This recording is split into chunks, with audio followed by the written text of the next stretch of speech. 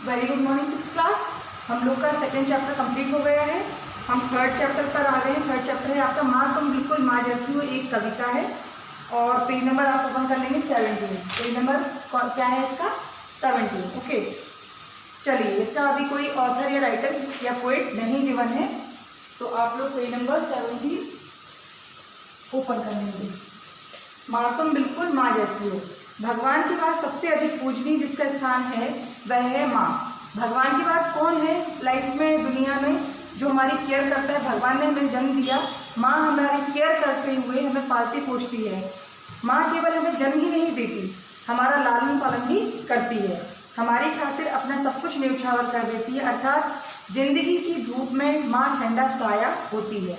आज ये पोएम पढ़ेंगे और आपको याद करनी है, कम से कम एक स्टैंडर्ड तो आपको याद करना है। ये देखिए सबके पास बुक होगी, अगर नहीं है तो अपना परचेज करके रखिए, बुक वगैरह अवेलेबल होनी चाहिए।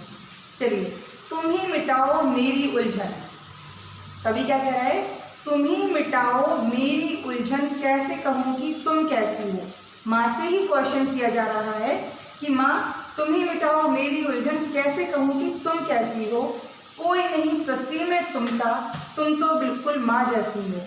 मतलब पूरी दुनिया में, पूरी संसार में, पूरी सृष्टि में कोई भी नहीं है आपके जैसा। ब्रह्मा तो केवल रचता है, ब्रह्मा मतलब ब्रह्मा जी, भगवान जी केवल रचता है, रचना कर देता है हम लोगों की। तुम तो पालन भी करती हो। शिव हरते तो सब हर लेते, शंकर भगवान अगर हरते तो अच्छा बुरा सभी कुछ हर लेते। तुम चुन चुन पीड़ा हरती हो, और आप तो केवल चुन चुन के कांटे निकाल लेती हो, चुन चुन के हमारी परेशानियों को हर लेती हो।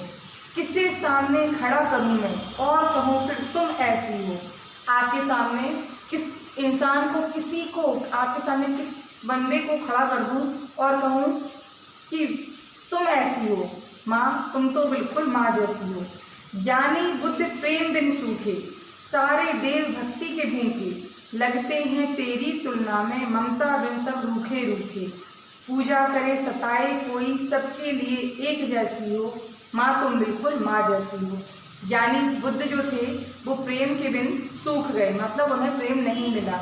सारे देव भक्ति के भूखे, भगवान की भी हमें भक्ति करनी पड़ती है तभी वो प्रसन्न होते हैं, ऐसा कहा जाता है।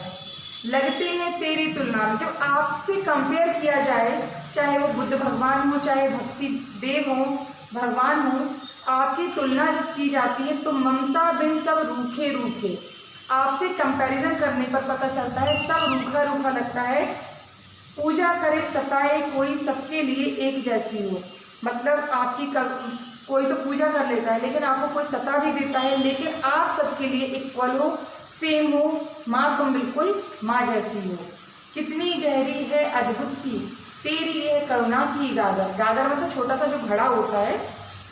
कितनी गहरी है अद्भुत सी, गागर जो कि बहुत गहरी, समुद्र जितनी नहीं हो सकती ना, लेकिन यहाँ कहा गया, क्या गया है देखिए, जाने क्यों छोटा लगता है तेरे आगे करुणा सागर।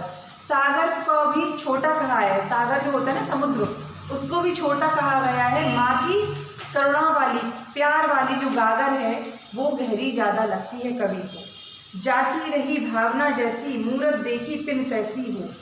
माँ तुम बिल्कुल माँ जैसी हो, मतलब जिसकी जैसी भावना होती है वह उन्हीं नजरों से लोगों को देखता है। और माँ तुम्हें जिन लोगों ने जिस नज़र से देखा तुम वैसी ही हो। माँ तुम बिल्कुल माँ जैसी हो।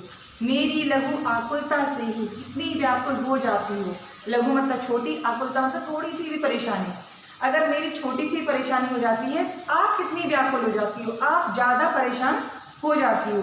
मुझे तृप्त करने के सुख में तुम भूखी ही सो जाती हो। मुझे खुश करने के लिए, मेरा पेट भरने के लिए, मुझे अच्छे से रखने के लिए आप रात में अपना भी खाना मुझे दे देती हो, मुझे सुकून से रहने देती हो, आप भूखी ही सो जाती हो।